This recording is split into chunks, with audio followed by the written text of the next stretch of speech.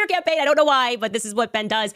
And it is also interesting that when I was telling you that Ben called Charlie and he was lamenting the fact that Charlie and I had this friendship and warning him that he shouldn't have him, Charlie felt like Ben was like throwing down like slave owner vibes. And he was just like, he thinks I like own you or something, but I'm going to show you the text messages because otherwise you'll say it didn't happen. Here we go.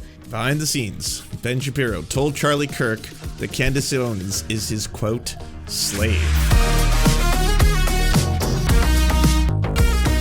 The topic of Israel, I'd be so glad never to hear the name again. I mean, I would be so glad. I would never mention it again. I'm not for more forever wars. Let's just stop that pressure, and I'll never mention it again. I'll never think about it again. You obviously care about it much more than I do. That's fine. But take that off the table, and we agree on a lot. So let's, not attack each other. And they didn't abide by those terms, but that's fine. They were under no Mark obligation. Levin was literally attacking you within days of that. I remember when you had that conversation. We talked about fine. it. Within days. That's fine. I don't care what He's also out there calling me an anti-Semite. I don't even know what I know at least what the accusations against you are. I have no idea what I did. Is anyone thinking through the damage this is doing, like downstream? I don't think that Levin, again, there are things that Levin says that I agree with completely. Okay, I don't hate Mark Levin, enough about him, because he's truly, Mark Levin, you're like, oh, Mark Levin's angry again. What a shock. But is there any way that you and Ben Shapiro... It's all leopards? Yes, it's absolutely leopards. Leopards being done, and, again, the schism and split is happening pretty fundamentally between people who are like, you know what, we're totally fine with where MAGA and the right have basically evolved into full-blown fascists. We're fine welcoming neo-Nazis like Nick Fuentes into our fold, as long as he's speaking, I would say... aggressively towards Israel, right? You got to remember too that Tucker Carlson has gone so far off the deep end. Like he was already a white supremacist on Fox News. Now he's like full on telling stories about how he's attacked by literal demons at night. Do you think the presence of evil is kickstarting people to wonder about the good? That's what happened to me. That's what happened to you? Oh yeah, I had a direct experience with it. In the milieu of journalism or just... Nope, in my bed at night, and I got attacked while I was asleep with my wife and 4 dogs in the bed and mauled. Physically mauled. In a spiritual attack by a demon? Yeah, by a demon. It's one thing to be like, there are demons among us, or you're using demon as like, pejorative or something like that. To be like, no, a demon came to my bed in the middle of the night and physically attacked me. That's another level, right? Like you're taking things to a whole new level of woo. Or by something unseen that left. Is that right? Claw marks on my sides.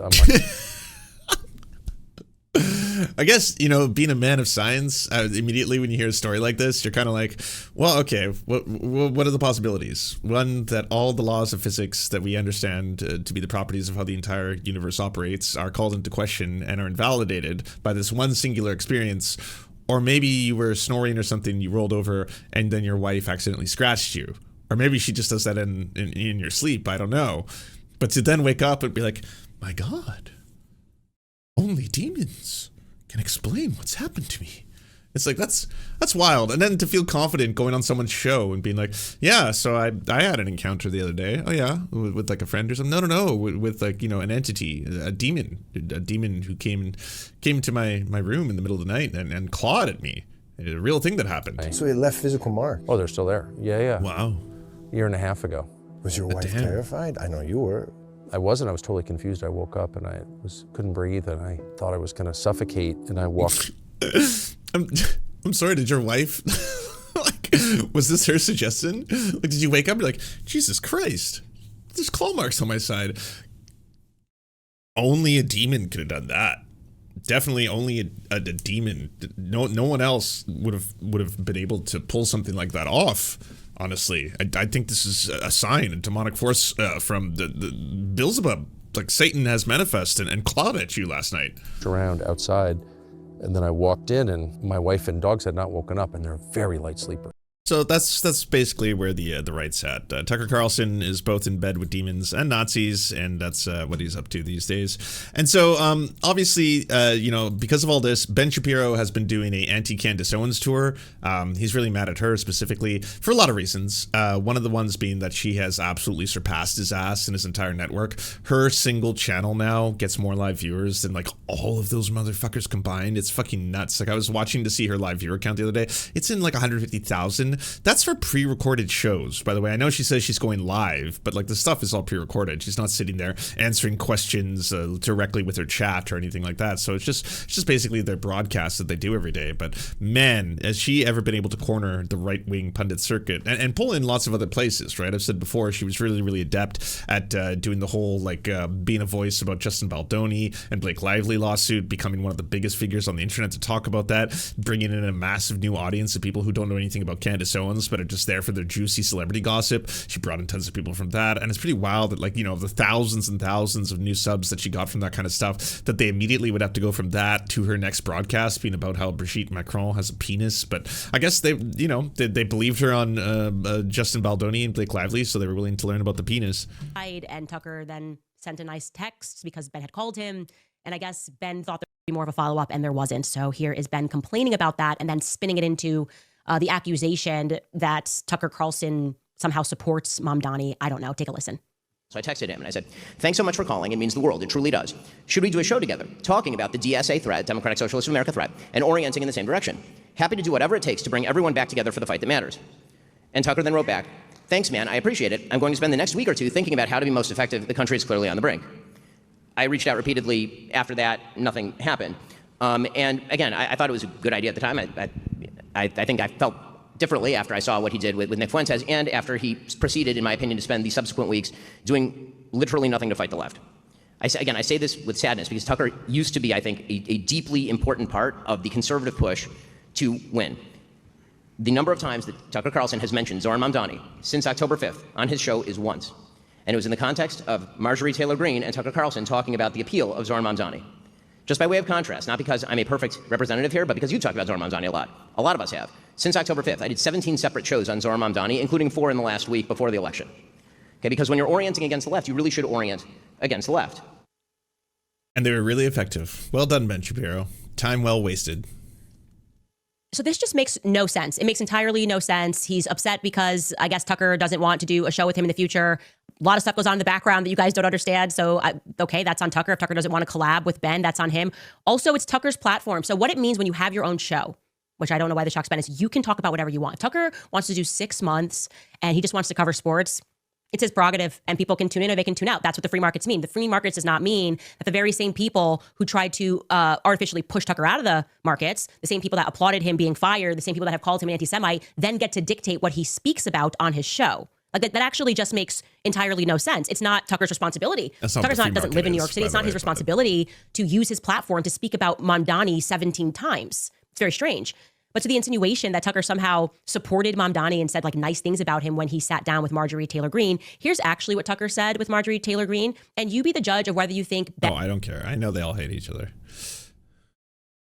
None of my business. And why is it? I have a question. Why is it none of your business? I mean, you comment on these things for a living. I'm not mother of the internet. No, but if this were on the left and somebody were accusing Charlie Kirk of his wife having murdered him, I assume that you would be talking about it. Is that what Candace is accusing Erica of? Yes. Of murdering?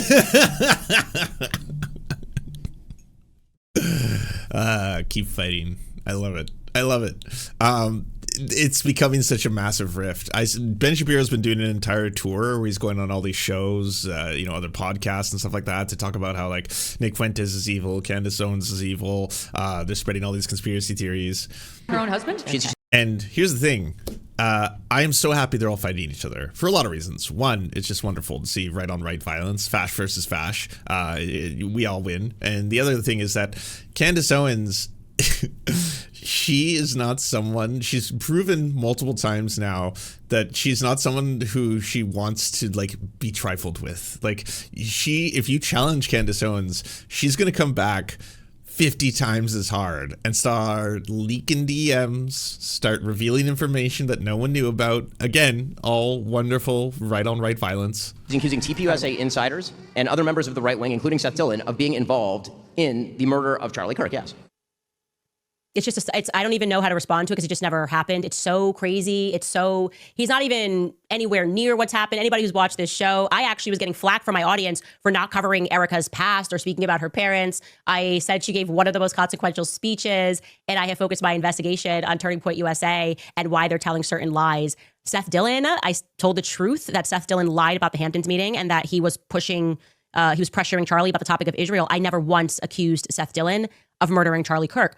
So what's he actually doing here, right? Obviously, there's a lot of layers that we should peel back, and it's important that we do it. The least interesting part of this is the fact that he's lying through his teeth. That's implied he's a Zionist. But there's a lot more that's happening that meets the eye, because Ben Shapiro was effectively the final boss of the pro-Israel lobby, and it's because he never comes out and says what he means. He's kind of like more of a behind the scenes person. And we're now watching him come undone in real time, because no matter who you are in this age of digital media, it is simply not a good idea to lie through your teeth. Okay. Wrong time, 2025. Before you get the lie out, the internet is going to clock it, right? They're going to go back and be like, you lied. And when you which is so wild, because that's what she does for a living. do something like that, the blowback is going to be on you. They're going to go, actually, this now impacts your credibility. You said that Candace went out and said something about Erica. By the way, you hear the people in the background going, woo! I'm going to tell you what's happening there too, and you're going to see how this thing really works. Point number one that I want to make about what Ben is doing right here is just the stunning hypocrisy of it. Okay. The rules for thee and not for me.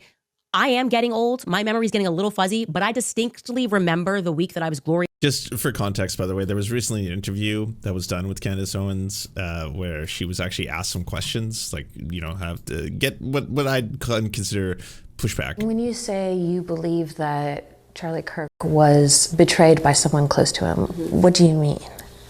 I think that in the coming weeks, there's going to be a lot of financial reports that are coming out. And I, first and foremost, do not believe that Tyler Robinson killed Charlie Kirk. I want to be very clear on that. Whether he was involved, I think the answer is yes. I think that's obvious. And your basis for saying he didn't act alone is what? I don't know, maybe the weird Fed messages that were concocted out of thin air that had no timestamp and were written like they were speaking in 1822, among other things. Their lack of an ability to answer any basic questions about what took place. But do you have any proof that the messages were made up? Because that would be easily proven. Yeah, but they didn't put timestamps on them, and Discord came out and said they didn't exist. This was supposed. Right there, I was like, oh shit, she's mixing them up. She thinks the leaked Discord messages are the same things as the, oh no. Text messages, not Discord messages. It's my understanding from the indictment. I actually did not read that they were text messages. The indictment calls them text messages. What would it be like the feds are like on a computer, typing it out back and forth? That's exactly what it is. The feds made up the text messages. But you don't have anyone from like the FBI telling you that, or law enforcement? Leaks. Okay. No. Has anyone leaked to you? And Tyler Robinson But has anyone said to you, even off the record, yeah, we faked these? And what else is wild about all this is that, as a leftist, we would have every motivation here to be spreading this Alex Jones tier levels of conspiracies, right? And yet the left are the ones who are just kind of like sitting back and being like, I mean, I'll debunk all this weird, you think that it happens to be a trans-motivated shooter, Matt Walsh, or you think that this happens to be a trans person, or you thought that the bullets had trans messages encoded on them, and this has all been debunked. I'll gladly come forward and debunk all that shit. But it's Candace Owens who's taking everything to very extreme places, where again, no one who would be liberal or a leftist would ever ordain to suggest that this is part of some massive conspiracy involving the Trump administration, or perhaps even Israel, or this was Mossad or something like that. That's all coming from Candace Owens. I have very strong sources everywhere on both sides. Well, I should start just using that. When people are like, do you have any evidence to back any of this up? I do, yes. Did you have informants? What did the CSIS or top level officials? I have many sources. Yes, great sources, solid ones. Yes, infallible. I look forward to seeing the evidence of that. Sure. Because when we keep talking about evidence, it's like, who's going to present that evidence? Like the mainstream media? Like who are you expecting to come out? Yes, that would be a hot story. In the case of you saying that you have evidence and inside sources, the person who would present that would be you. No, it wouldn't be. It would be. It wouldn't be. If the FBI, if I had a source telling me, if I had proof that the FBI faked those messages, that would be an enormous story. Yeah, I kind of feel like we live in a post-Epstein world and we know how stories get shut down. And so again, just wild because the reporter is right. You know, it's like, well, I mean, yeah, if I had verifiable insider information that the FBI forged and falsified those text messages, that's a massive ass story. And one in which, there would be a lot of publications that would be willing to publish that story again if I had a verified source and could actually prove it. And I wasn't just, talking out of my ass. But here we are. Just so you're clear on, Candace Owens' level of reporting. But anyways, back to the story at hand. She does have some information that she can leak about Ben Shapiro. Basically fired from the Daily Wire. And during that week, the CEO of the Daily Wire, at the time it was Jeremy Boring, jumped onto an X Space hosted by Lauren Chen and had a conversation with Nick Fuentes where he sang Nick Fuentes' praises and also invited him onto the Daily Wire, okay? Here's a headline because the Huffington Post remembers too. Daily Wire CEO tells white supremacist Nick Fuentes that he's talented and he's very funny. The article goes on. During a live streamed conversation with white supremacist Nick Fuentes last week, the CEO of the Daily Wire, a major right-wing media outlet, praised the prominent fascist influencer and offered only mild criticism about some of his political views, a stark difference from how he has spoken about Fuentes in the past. On March 25th, the Daily Wire CEO Jeremy Boring joined Fuentes on X for a live audio chat room. Boring told Fuentes that he listens to Fuentes' show quite often and that he thinks Fuentes is quote unquote very funny and one of the most talented political influencers. Wow. Even if he's very concerned about what some of Fuentes says. But also, Ben, what did you think was gonna happen? Like, I can't believe that, this, again, empire of bigotry that Ben Shapiro helped bring into the world, this entire fascistic movement in the United States that Ben Shapiro, again, helped get, into power. And now he's like, things have gone a little too far. It turns out if we're actually, a party of Nazis, some of the Nazis are acting like Nazis and they're doing insane Nazi shit. And it's like, yep, that is what Nazis do. And if he is very concerned about some of what Fuentes says.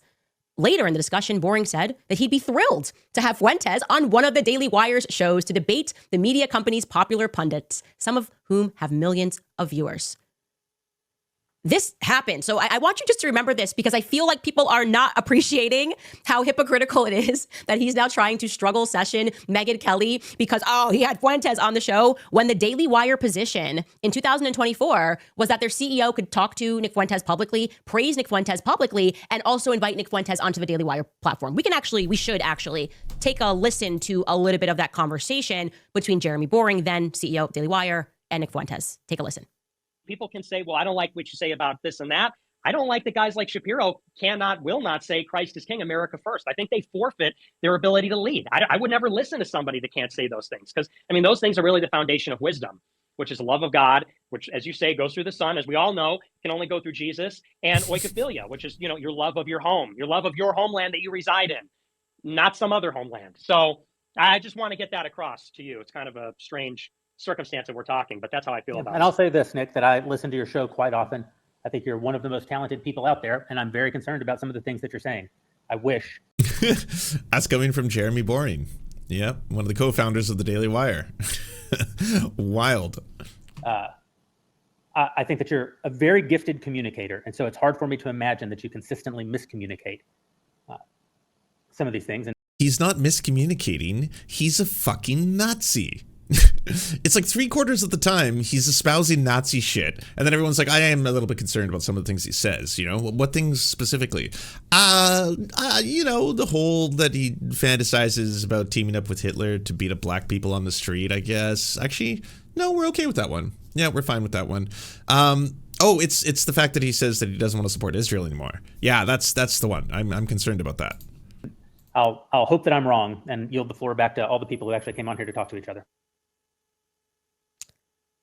Anybody want to help me out why it's now different? What could be different now that it was okay when the Daily Wire was open to doing it and then Tucker did it and now it's suddenly not okay and it's the worst sin that could ever happen to speak to Nick Fuentes? Point number 2 I'm going to make here is the stunning hypocrisy again, okay, of him picking the topic of Charlie Kirk to pretend that he's noble, to pretend like he has to say something, even though he's lying, in defense of what's happening to Charlie Kirk's widow, when it is just a fact that Ben Shapiro did a lot of things behind the scenes to stop the rise of Charlie Kirk. It's a fact, okay? Here's another text message. I have literal hundreds of them pertaining to Ben, sending his YAF boys, the YAF boys, the National Review peeps that were coming after us, writing articles, the one that I showed in this little, our thumbnail here. We can show this conversation. Yeah, it was a headline. Ben Shapiro's YAF launches smear campaign against Charlie Kirk and Candace Owens. Hey, Charlie, wherever you are, it's happening again. It's just a smear campaign. I don't know why, but this is what Ben does. And it is also interesting that when I was telling you that Ben called Charlie and he was lamenting the fact that Charlie and I had this friendship and warning him that he shouldn't have him, Charlie felt like Ben was like throwing down like slave owner vibes. And he was just like, he thinks I like own you or something, but I'm going to show you the text messages because otherwise you'll say it didn't happen. Here we go. These were the ones that came out over the weekend where I was like, this is so wild, so wild. And honestly, it's one of those things where, like, you know, I posted one of these on, you know, Twitter just to see how the right was feeling about it. There was a handful of them who were like, is there any evidence that this is true? This does not feel like the kind of thing that Charlie would say. And then, like, I was like, you know, in terms of Candace Owens and her lies, one thing that has been, I think, verified a couple times now is when she's been leaking Charlie Kirk texts, other sources have said that those were actually real. So I don't know what to tell you here. Just let them fight. This was, again, everything. Ben was going on people's shows and talking down about me and Charlie. And he said, you're bigger than Ben now. And walking into the White House yesterday, I realized that. I said, I know, he hates it. And he said, we just have to treat him like noise. He wants you to punch down to him. His respect amongst movement fighters is quite low. I feel like that's relevant right now to what Ben's doing. He wants to egg on this fight because he's lost a certain bit of respect. And then Charlie goes on, you got in his head, which is terrific. The Ben thing involves me more than he wants to admit. And then we went on, and this is the same conversation. He knows that Jon Snow, he's using a Game of Thrones reference, is stronger as the dragons fly. It's also like, I can't believe this is how they talk to each other behind the scenes. He actually typed out, he knows Jon Snow is stronger as the dragons fly higher. 100%. It pisses him off. 2 reasons. You've always been able to treat him because you are smarter. And he is sending his incestuous brother to try and kill us. I was like, what did you think Game of Thrones was about? Wait, who do you think you are? Higher. And he said it pisses him off. And he's sending his incestuous brother to go try and kill us. It's worse. He views you as my slave. 100%. Control her is what he... So, there it is. Apparently, behind the scenes, Ben Shapiro told Charlie Kirk that Candace Owens is his, quote, slave. A black woman. Yes. And surprises me not. I think this is all probably 100% true. Because Ben Shapiro is a massive-ass racist. And he's a massive-ass racist who's really upset right now that apparently, you know, just courting racists has ended up getting Nazis in the camp. And apparently the one line he wants to draw is that, like, well, we're fine with all these bigotries. If you want to be anti-indigenous, anti-black, misogynistic, anti-woman, that's all totally fine. But you are not allowed to criticize Israel. You are not allowed to say that the United States should not have a strong partnership with Israel. I mean, I think he'd probably even tolerate certain levels of anti-Semitism as long as it's done within the context of solidifying the relationship between the United States and Israel at all times. But that is definitely where he seems to have a strong point of contention between Candace Owens, Tucker Carlson, and the Nazi Nick Fuentes now, who he's trying to, like, he can't play these cards. We watched that video not too long ago of Ben Shapiro doing an entire attack video on Nick Fuentes, being like, here's why Nick Fuentes is bad. Because he's a misogynist and he doesn't respect women. Here's a clip. He's also a racist and he does not respect black people. Here's a clip. And it's like, I could pull up any Matt Walsh clip that does the exact same thing in terms of not respecting women, in terms of being anti-black, in terms of being racist. That's most of the Daily Wire people, right? You can't play this. You can't suddenly pretend to care about things like racism or misogyny. You don't get to do that if you are, again, pushing this project forward. this fascistic project, yes, it eventually is going to come for everybody. You can't have a project at its roots that's talking about, as Nick Fuentes says, America first, Christian nationalism. They are, and he is frequently talking about the superiority of the white race, how he needs to subjugate other races, how they're inferior. He spreads anti-Semitic conspiracy theories about how Jewish people control the media and the world, and that they have to be destroyed. All this kind of stuff. Yeah, that's Nick Fuentes. That's his brand. That's what he believes in. You've felt that, like, for so long you were going to be able to play fast and loose with all these other fucking forums that please racists and fascists, because the core of the project is to make everyone who's poor hate each other, to get them to all fight each other. That's always been it, for the benefit, obviously, of the billionaires, of the elites, of the ruling class, the people who are the richest in the world. They benefit from having everyone mad at each other and fighting each other. That's why even right now you'll see Matt Walsh posting stuff where he's talking about how he doesn't agree with Trump's 50-year mortgage and doesn't think that's a way to solve the housing crisis. And then what does he add at the very end of that? The way to fix our housing crisis is to export every illegal immigrant from the country. And again, that's because you don't want to actually fuck with the bag. You're a multimillionaire, super rich YouTuber who owns, I'm sure, multiple homes and cabins and vacation destination spots and all that kind of stuff. So why not go after immigrants? Be like, well, they're the cause of the housing crisis. No, they're not. Immigrants arriving, especially illegal immigrants who risk getting into the United States illegally at great, personal fucking risk to themselves and their children, they're not coming over there with millions of dollars and buying up all the homes. That's not how this works. People who are working minimum wage jobs are not suddenly putting away $50,000 or $75,000 to buy a home. They are not this massive block of people. They're not given homes. That's a complete lie that they just arrived in the United States and they're like, well, here's a free house. Welcome to America. No, that's not how any of this works. So it's not immigrants who are causing the housing crisis. But again, he can isolate a problem and identify it, right? So the right will be like, holy shit, Matt Walsh is right. The 50-year mortgage is a really, really fucked up thing that you basically will pay a mortgage until your death if you manage to live that long. I mean, if you're in your 30s or 40s or dare I say 50s and you take out a 50-year mortgage, like, fuck, you have to live to 100 to be able to pay that shit off. That's fucked up. Like, this is not going to solve anything. And he takes that and then all of a sudden he's like, that's right. And you know what the real problem is? It's the immigrants. It's that meme, where it's those two people in the cell and then the rich guy's like, hey, that immigrant's taking your cookie. And then he's got a pile of cookies behind him. It's that's what the entire Matt Walsh, Ben Shapiro, all their projects always been. And now, yeah, not a surprise, behind the scenes, they're just as vile and racist as they are in front of the camera. He really was saying to me when he called.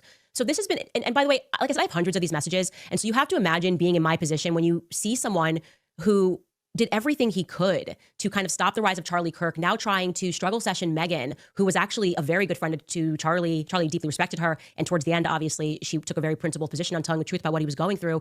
And Charlie dies. And suddenly he's like, I care about this evil that could be happening. Candace is investigating who killed her friend. And she shouldn't be doing that. I mean, there's no way to spin it. What is his suggestion here? That me asking questions about Turning Point USA somehow means that I'm blaming Erica, who wasn't even working for Turning Point USA when Charlie died, because now she's the CEO? Of course he doesn't believe that. And it is just, to me, it is truly so gross to do this to a person that you tried to block. And you just, now that he's dead, I guess you want to sort of rewrite history. That's what you're trying to rewrite history and pretend that you're his ardent defender.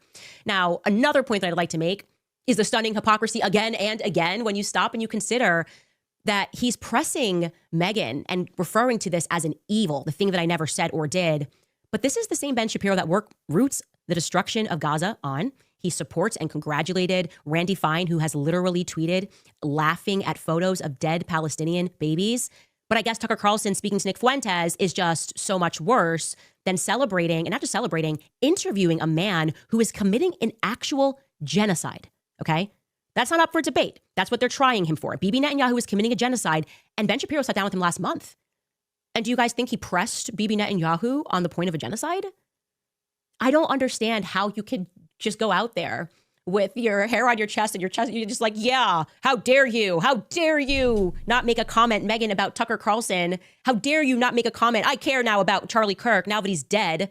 I care about him and what's happening. Candace trying to find out who killed him. That's evil. You're lying. You lie when you have nothing left.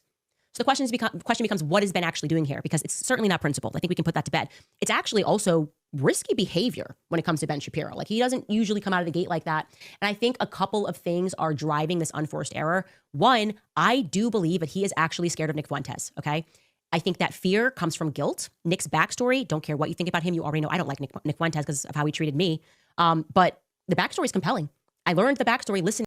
The latest video by Ben Shapiro, by the way, is not directly addressing, I think, all this controversy. I think he kind of put it out there and was just hoping that a lot of it was going to go away. Instead, his latest video is Guess the Famous Movie Songs with Ben Shapiro. So, my staff has decided to test my knowledge and my arrogance by playing just a little bit of movie scores, and we'll see what I get and what I miss. Whoa, this only got 35,000 views, and it's been out for 2 days. It's also almost ratioed. It's 1.9K upvotes to 1.5K downvotes. Are your fans not loving the fun games?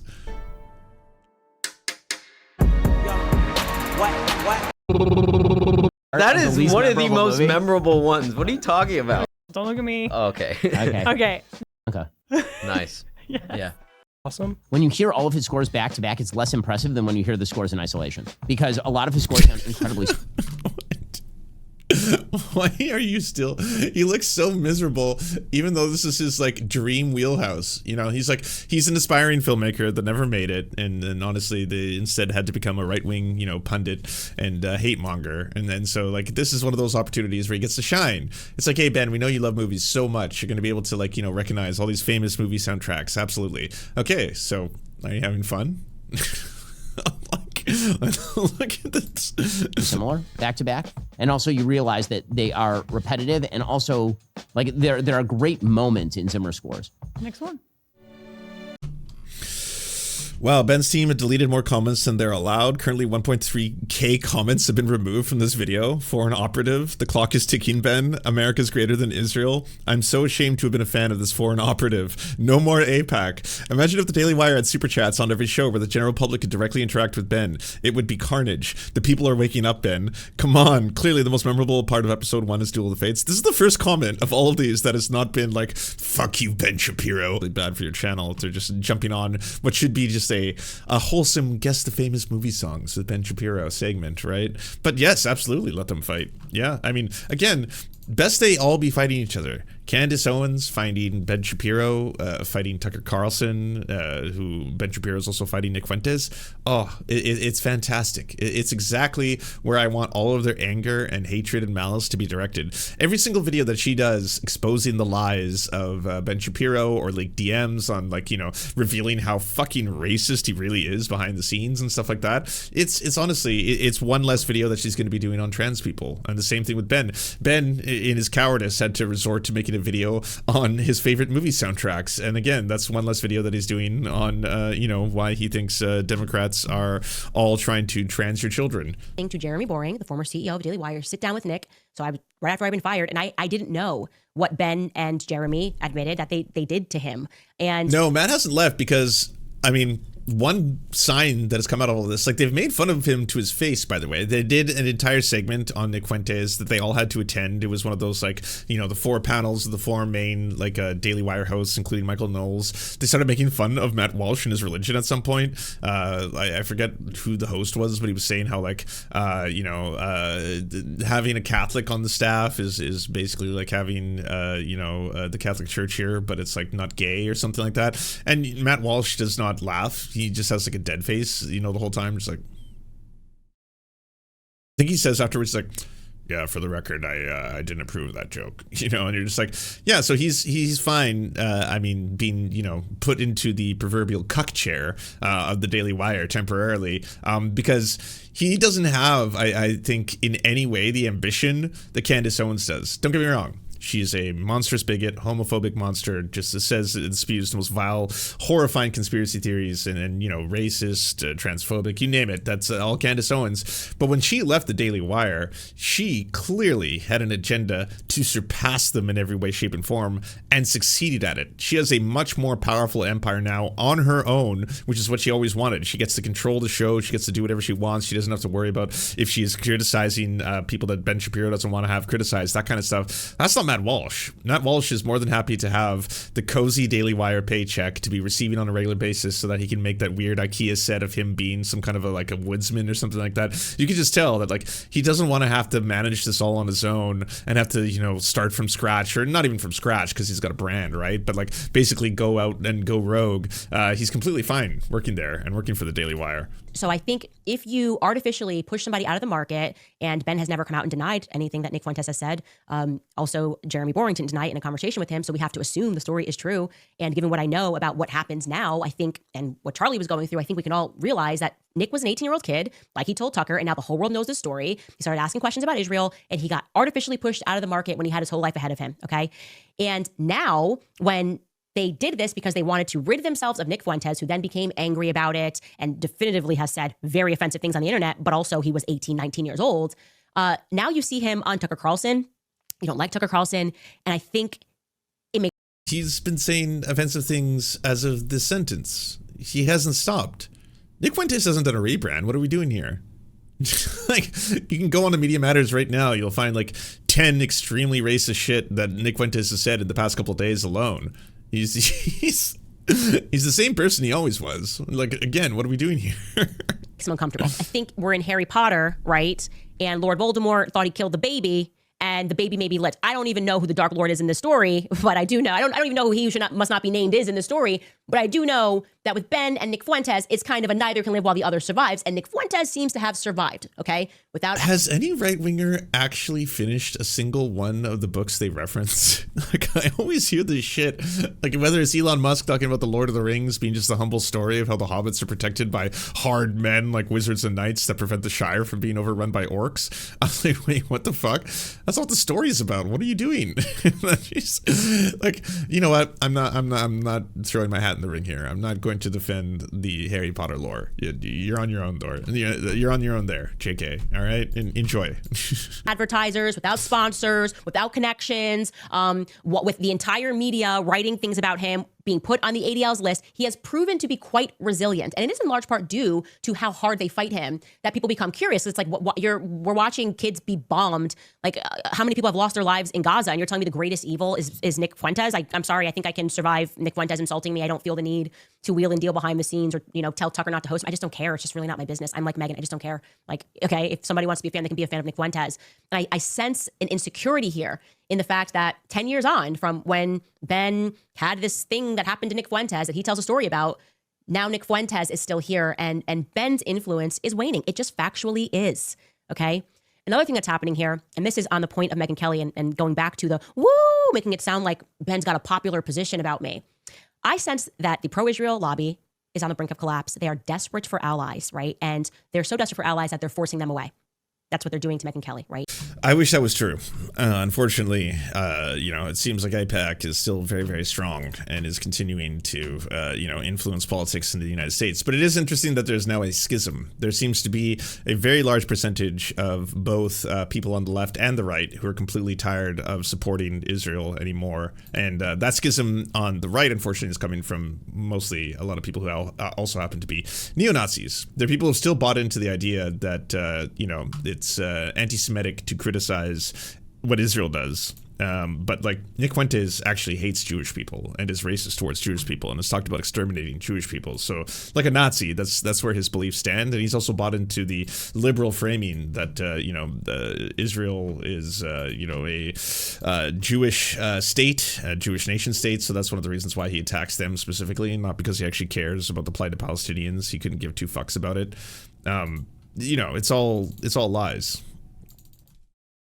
Red Pill is dead. I'll show you something similar. I don't know if you saw this, but Sneako's trying to do a rebrand right now, saying that the Red Pill is dead and that he's leaving it. And this goes to the entire thing that I'm talking about. The whole idea of the Red Pill is dead. It's over. It was never even clearly defined. People would call you Red Pill if you were a Christian, if you were a Muslim, if you were speaking about feminism, if you were manosphere.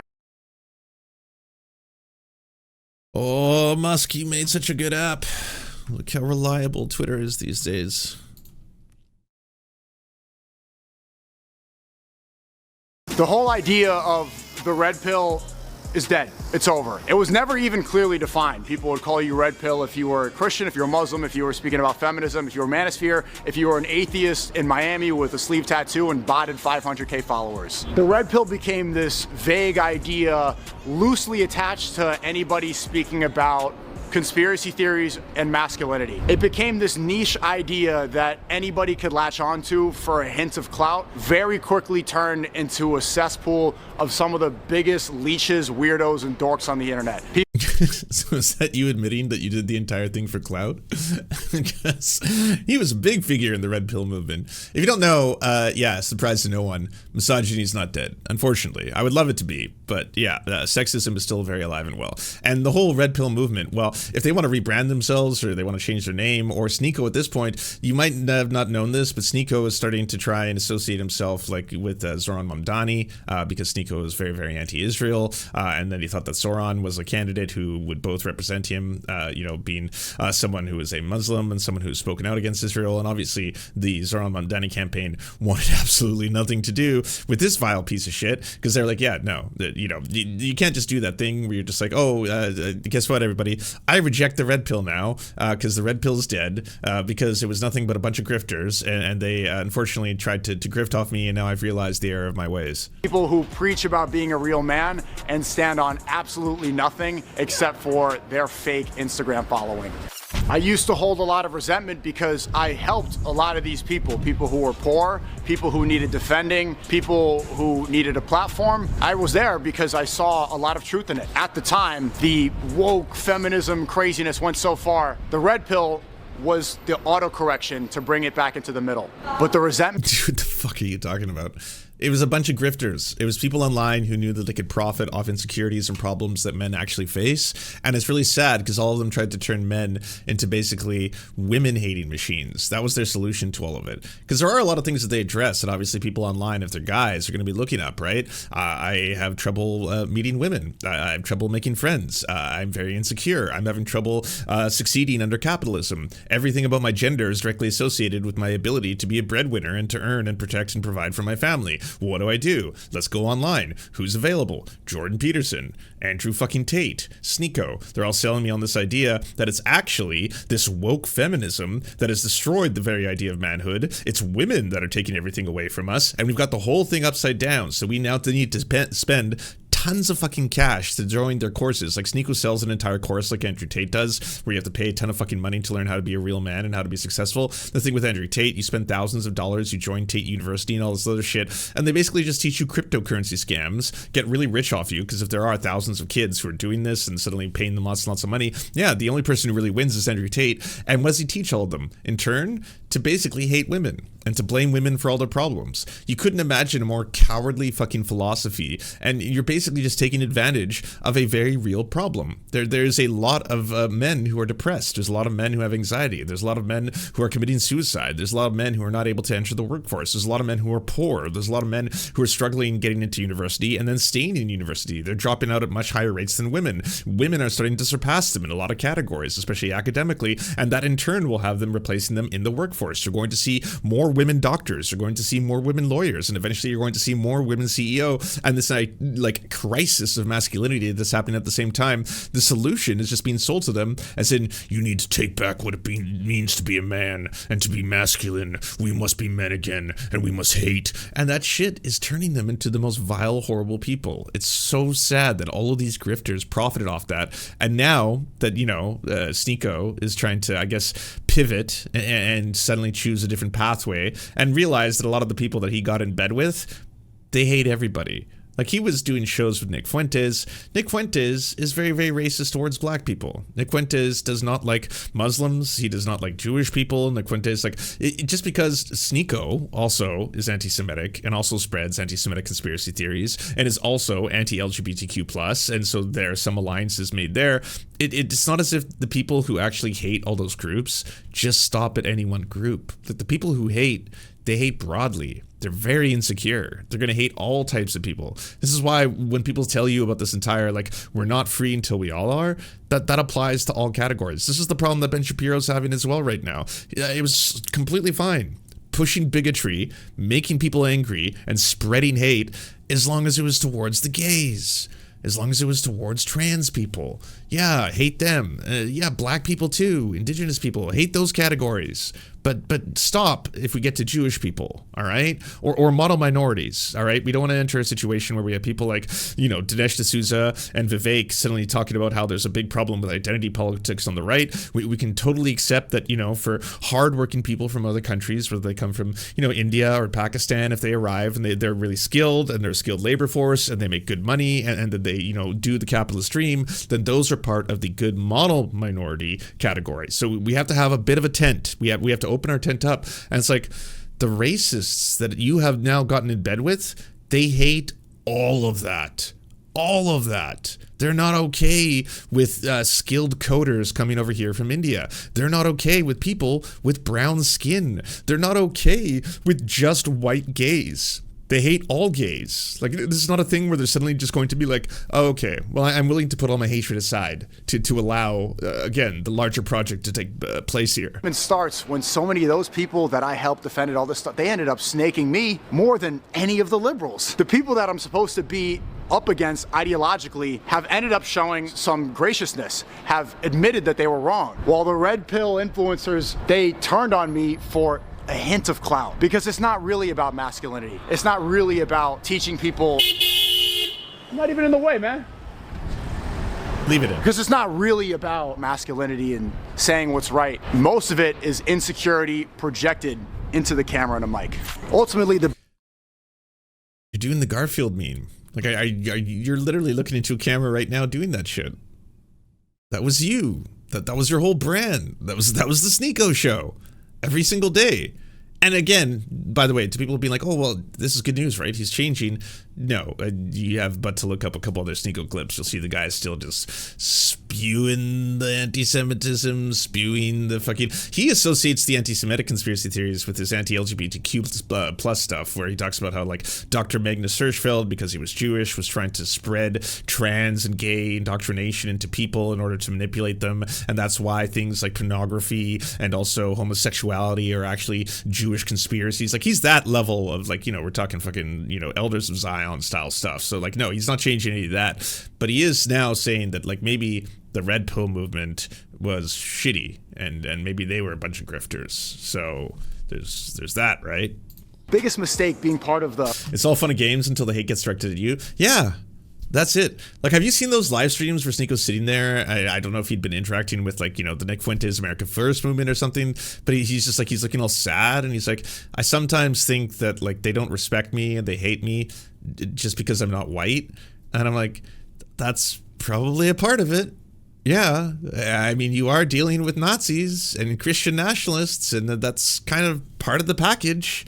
They're not well known for, loving diversity. A red pill manosphere wasn't really the ideology. The biggest mistake were being around people who are full of shit. If I were to ever do an apology video, it would be for being associated with these leeches. You don't need to follow this. Red pill is dead. Follow God. The whole idea... Follow God. Well, you heard him, everybody. Red pill is dead. Everybody follow God. First off, thank you so much to our patrons for making this show possible. We could not fund it without you. And if you want to join, please check out patreon.com/theserfs to unlock bonus episodes, uncensored content, and all the good stuff. Thanks to Anna Loves Riley, Addercap, Bobby Lasers, Cheryl Alvarez, Comrade Junkie, Doug Caddy, Everything Important, Hegbard Salim, Multimondi, Omni, Political Papi, Preston Kroll, Quiet 185, Riley and Anna, Roller Dragon, Cernicus, Stellar Gwyn, Sebastian Demmel, Tigwick, and Words Greenwood.